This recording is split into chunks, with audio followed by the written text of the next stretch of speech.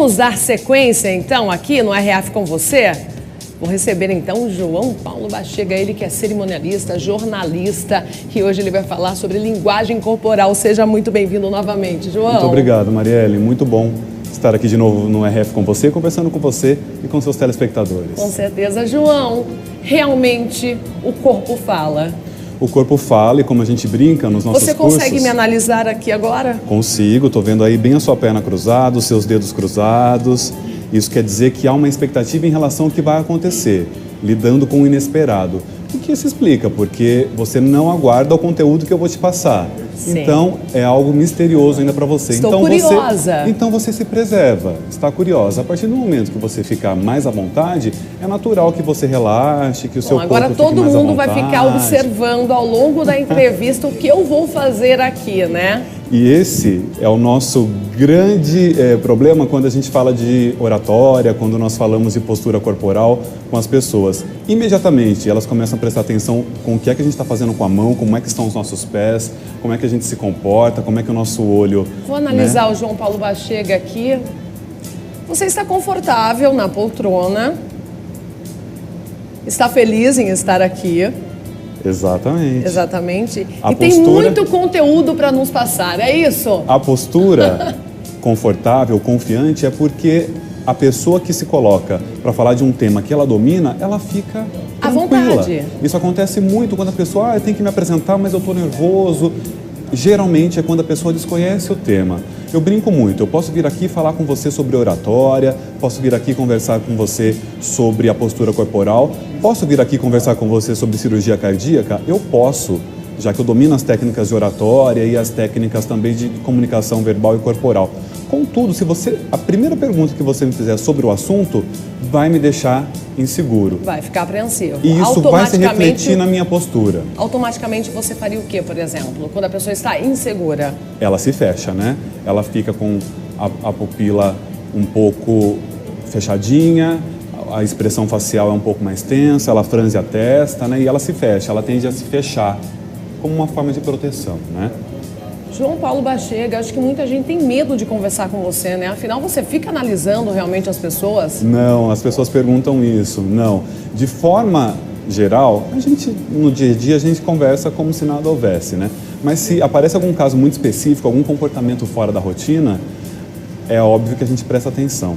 O que as pessoas têm que saber é que a comunicação corporal, ela acontece no dia a dia. Isso não é segredo para ninguém. Quando nós concordamos com a cabeça sem dizer sim, sem dizer eu concordo... Isso já é uma linguagem. Se eu faço assim, você está entendendo. Se eu faço assim, você está entendendo. Se eu faço assim, você está entendendo. Eu não preciso descrever os meus gestos. Mas há outros gestos e outros comportamentos que também denunciam algumas aflições, algumas vontades e o que se passa na cabeça daquela pessoa.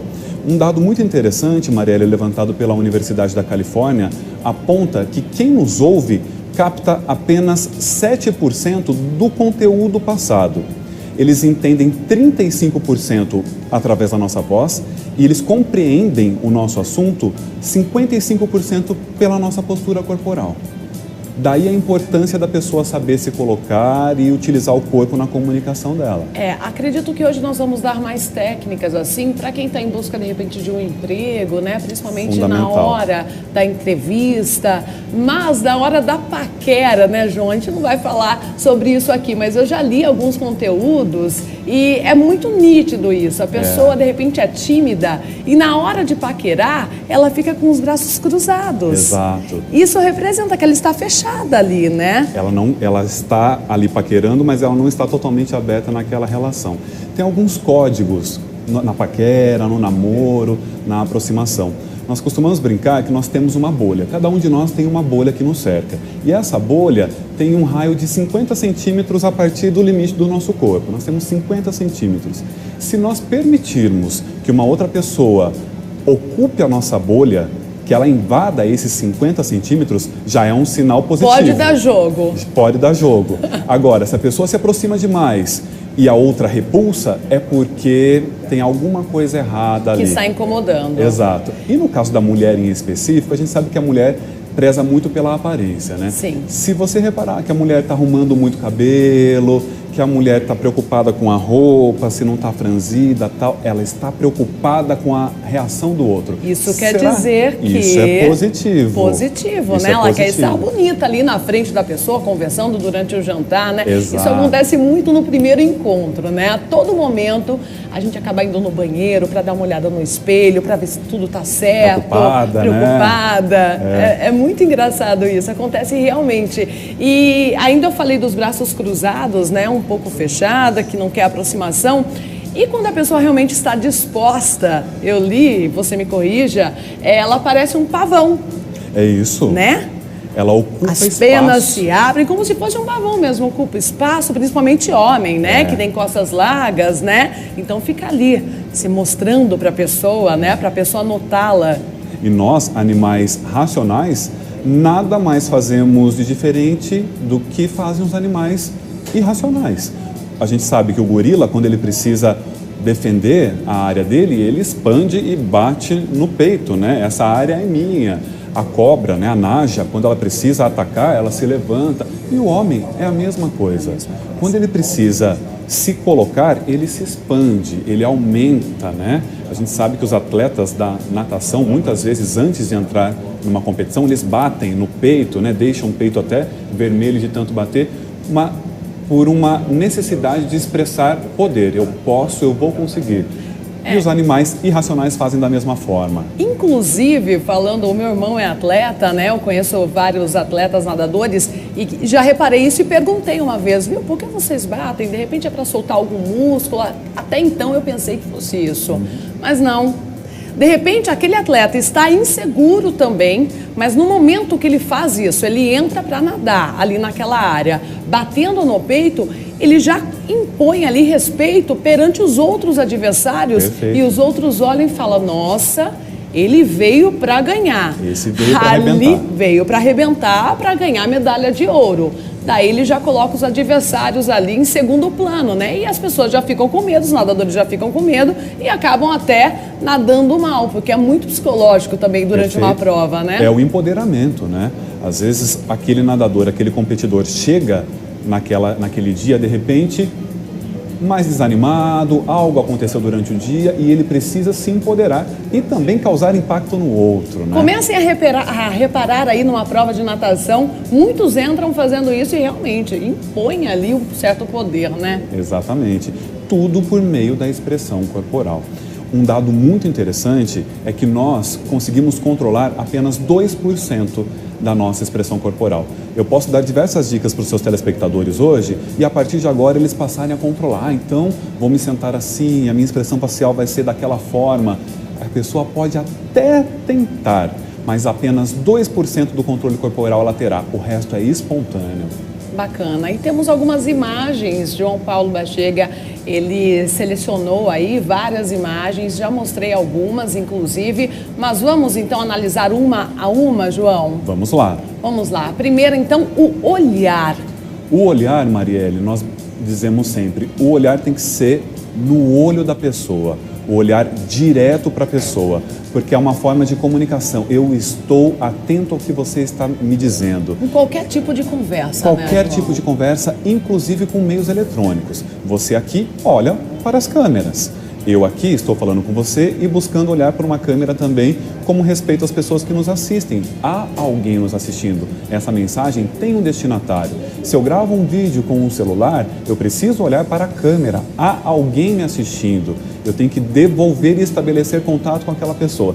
E numa conversa, num diálogo com uma, né, ou numa conversa com uma audiência ainda maior, da mesma forma, eu devo estabelecer contatos com os olhos das pessoas. Há uma técnica de oradores que defendem que as pessoas devem olhar para pontos neutros nas salas, de forma que o olhar abranja todo o recinto. Isso, de repente, numa sala de aula, numa palestra, né? Mas é uma técnica fria, porque as pessoas vão perceber que você não está estabelecendo contato com os olhos dela, né? Então, o contato é olho no olho. Se a pessoa começar a desviar o olhar, é sinal de que a sua conversa não está interessante. Ela está buscando novos elementos que possam ser mais atraentes para ela naquele momento do que o que nós estamos dizendo. Já li também que num relacionamento a pessoa que não consegue olhar está num papo sério. Pessoa que começa a desviar muito. A DR, isso mesmo, João. De repente a pessoa ali pode desconfiar, pode estar mentindo para você. Funciona nessa técnica. Pode acusar alguma culpa, né? Quando a pessoa desvia o olhar, pode acusar culpa. Mas tem um lado positivo também, ainda falando de relacionamento, de uma DR. E que a gente vai falar nas próximas imagens, que é a questão da pupila. Ok, então vamos lá para a próxima imagem. Nós Espelhamento. Perfeito. Posso analisar? Claro. Bom, ele está bem folgado ali, né? É um comerciante. Eu, Marielle, passando ali, talvez não compraria, porque iria falar assim, poxa, ele não está a fim de vender, não. Não é uma pessoa proativa pela postura dela, né? Tá folgadão ali, acho que esse aí não quer trabalhar muito, não. Eu iria pensar isso. Essa é a imagem que ele passa. E nós levamos apenas 3 segundos para analisar uma pessoa quando nós a encontramos. E geralmente essa análise é por meio da comunicação corporal, da comunicação não verbal. Uma técnica muito bacana, principalmente para quem trabalha em comércio, é essa que nós chamamos de espelhamento. O que é isso? Você passar a repetir os gestos daquela pessoa com a qual você se comunica, obviamente não de forma jocosa, não uma imitação pejorativa, mas para que ela fique mais tranquila. Se aquela pessoa te cumprimenta e te dá um tapinha no ombro, faça da mesma forma. Ela vai ficar mais tranquila, você age da mesma forma. Se você está conversando com alguém e aquela pessoa se senta, sente-se também. Não fique olhando para o alto ou para baixo se a pessoa sentou-se. É o espelhamento, é repetir os gestos de uma forma que aquela pessoa fique mais tranquila. Ela se enxerga em você, eu posso ficar tranquilo, esse é um igual. E ela relaxa e a conversa segue de uma forma mais aberta e harmônica. Olha, você precisa dar uma aula para esse senhor, viu? De repente ele consiga aumentar as vendas dele, João. Vamos otimizar o negócio dele. Não é? Próxima imagem pode colocar na tela. A importância da fala, né? Nós sabemos que no nosso dia a dia, muita gente fala muito rápido, atropelando as palavras, e algumas pessoas falam de uma forma mais calma, extremamente tranquila, dá até uma aflição, né? Os dois opostos dão uma certa aflição na gente. Como agir com essas pessoas? Tentar entrar no mesmo ritmo, obviamente. Mas também é difícil, né? Extremamente difícil. De repente a pessoa fala demais, ela quer explicar tudo, nos mínimos detalhes, né? Eu sou Marielle prática, eu gosto de ir direto no assunto. Ser objetiva. Ser objetiva. E é difícil daí conversar com alguém que fica falando demais, né? Perde a paciência um pouco, João. Mas é um treino para que aquela pessoa se sinta confortável conosco. Então, se eu estou conversando com uma pessoa extremamente calma, relaxada, para que ela tenha vontade de continuar a comunicação comigo, eu tenho que entrar na mesma vibração que ela. Se eu converso com uma pessoa muito agitada, ela está me passando um sinal ali de que ela tem horário, de que ela tem um compromisso, então eu tenho que retribuir da mesma forma. Senão ela vai encerrar aquela conversa, aquela comunicação não vai funcionar. Então a dica da fala é essa. Além de você conseguir estabelecer um diálogo, você seguir o ritmo da fala da pessoa. Bacana, João. Daqui a pouco mais imagens e mais análises aqui. Você me espera? Com certeza, estarei por aqui. Vamos falar, por exemplo, do quê? Nós vamos falar de pés de galinha, nós vamos falar de pupilas, nós vamos falar de mãos e braços. Pés de galinha. As mulheres já ficam ouriçadas, né? Não é? Daqui a pouco a gente volta então, viu? O corpo fala aqui, né? Bom, naquela hora, João, eu sentei e estava assim, agora eu já estou muito à vontade, estou amando, mas eu vou continuar assim, por quê? Eu estou escondendo, de certa forma, o meu corpo também. Perfeito, né? É a preservação feminina, né? Você está com vestido, as mulheres que usam saias também, elas se sentam dessa forma. Isso é natural, justifica-se. Agora, um homem que senta-se assim como eu estou, é sinal de que ele está fechado, né? Ainda mais se eu tivesse, por exemplo, desta forma, conversando contigo e posicionado de outra forma, isso quer dizer que eu não estou interessado. Eu quero sair, eu quero fazer outra coisa. Pode então, a virar, postura corporal, João. Eu vou permanecer como eu estava, porque eu estou gostando bastante. Vamos lá, então, a próxima foto na tela, analisando, então, os gestos. Eco inteligente. O eco inteligente... A gente vê aí um grupo, né, todos felizes, parece que eles estão confortáveis aí, né, e... Bom, analisa você, João. Assim como nós falamos do espelhamento, que é o comportamento corporal, repetir o comportamento corporal daquela pessoa com a qual você está conversando, o mesmo acontece com a sua fala, com o comportamento verbal. Então, por exemplo, se eu vou conversar com uma pessoa de mais idade, que ao assistir um telejornal te diz assim, passou no repórter hoje tal questão. Eu sei que o repórter é aquele profissional que grava reportagens e não o telejornal. Mas para estabelecer um contato mais próximo daquela pessoa, eu vou adotar a linguagem dela. Então eu digo, eu também vi o repórter hoje, o repórter mostrou tal coisa. Assim como, por exemplo, eu sou um engenheiro e quero conversar com uma pessoa mais leiga. A pessoa leiga diz assim, olha, naquele barranco aconteceu tal coisa. Eu, engenheiro, sei que lá na parte técnica o nome daquilo de repente é talude. Mas aquela pessoa, já percebi que ela se refere com o barranco. Então, eco-inteligente. Para que ela compreenda o que eu digo, eu vou sempre fazer a leitura de como ela se comporta e retribuir da mesma maneira. A linguagem fica mais fácil. Deixa a pessoa à vontade também, extremamente confortável. Conversa. Porque se nós chegamos a alguém e começamos a usar termos técnicos muito difíceis, aquela pessoa automaticamente vai perder o interesse na sua conversa. Então o segredo é sempre o eco inteligente. Mexe também com a autoestima, de repente, da pessoa, né? Total, ela pode se sentir inferiorizada de repente, né? Se você demonstrar maior conhecimento com a sua forma de falar, aquela pessoa pode se intimidar e a conversa pode ser um fracasso. Dica importante. Vamos lá então para a próxima tela. Pupila dilatada. Chegamos a falar aqui. Em qual caso, João, a gente pode analisar a pupila dilatada? Em todos, Marielle. Quando a pessoa manifesta interesse no que você está dizendo, automaticamente a pupila dela se abre, ela está atenta, ela quer saber mais sobre aquilo. Se a pupila se fecha, pode demonstrar, inclusive, uma irritação com o seu discurso. Né? Ela está rechaçando o que você está dizendo. E no namoro a mesma coisa. Nós falávamos do romance, da paquera há pouco tempo, né? Se você está estabelecendo um contato pela primeira vez ou nas primeiras vezes com alguém, você percebe que a pupila está dilatada, é um sinal extremamente positivo de que aquela pessoa está bem interessada. Não é? Exatamente. Tipo, os olhos brilham, né? Os olhos brilham, exatamente. Essa expressão. Não preciso nem saber o que ela pensa, mas os olhos brilhantes me dizem muito. E, de repente, você nem está na frente da pessoa. Já aconteceu isso com alguma amiga, por exemplo. A pessoa vai falar do namorado, do marido, da pessoa que ama. Os olhos brilham. Os olhos falam muito, né? Dizem que são os espelhos da alma, né? Observem as pupilas das pessoas com as quais vocês conversam a partir de agora. Nossa, a partir de hoje, os nossos telespectadores vão começar a analisar aí. Vão todos ficar assim. O olhar. Tá interessado. Não é, João? Tá interessado. A minha pupila tá dilatada? Tá pulando aqui, ó, na mesa, sua pupila. Próxima imagem. Braços cruzados. Nós falávamos agora há pouco que é a pessoa que se esconde, né?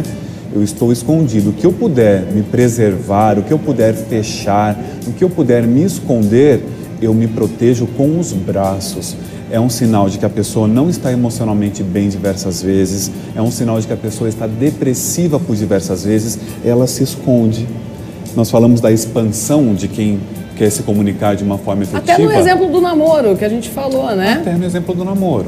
Ela pode se esconder da mesma forma, se proteger, e isso mostra muito da carência dela, da questão emocional dela. Essa pessoa está comprometida nesse momento com o emocional dela, inclusive com a sua conversa.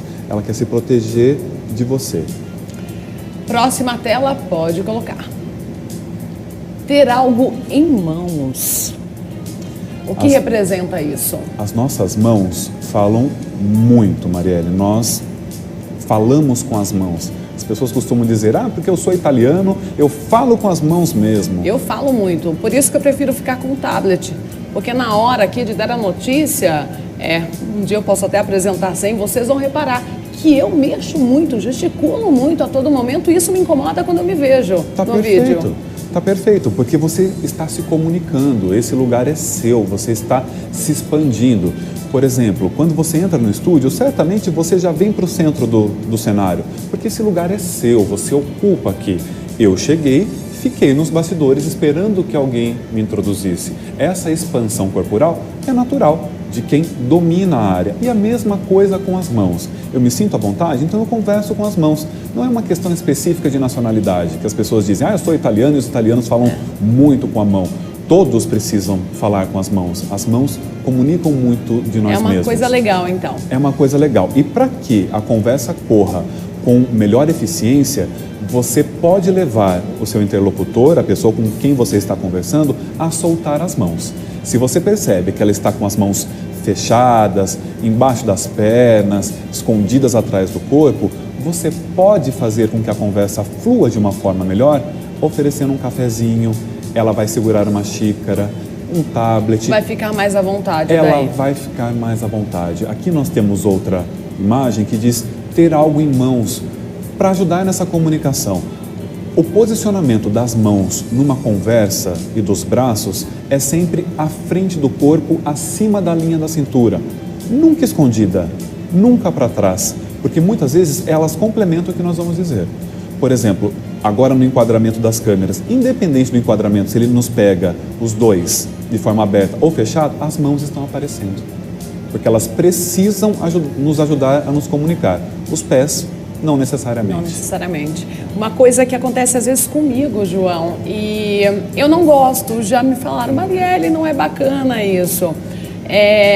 Além de falar muito com as mãos, às vezes eu toco na pessoa. Né? E isso, às vezes, eu não tenho muita intimidade com a pessoa, né? Mas é o meu jeito. Eu tô falando lá, você viu? E vou lá e toco. Não é bacana, né? A gente tem aí duas vertentes. Tem uma questão cultural, né? Algumas nacionalidades, inclusive, não permitem que mulheres sejam tocadas, né? Então tem uma questão que nós temos que estar atento, pessoas que se incomodam com toque, ou aquela pessoa que toca de uma forma muito agressiva o tempo todo, de uma forma incessante, isso pode causar um desconforto. Contudo, nós falamos do espelhamento, se você perceber que aquela pessoa se comunica dessa forma também, que o toque é importante para aquela pessoa com a qual você conversa, faça uso. De forma moderada, de forma comedida, mas se você sentir uma abertura, é positivo na sua conversa. Bacana. João, vamos então para o intervalo? Já vai ser agora? Agora, nesse momento. Não saia daí por nada desse mundo.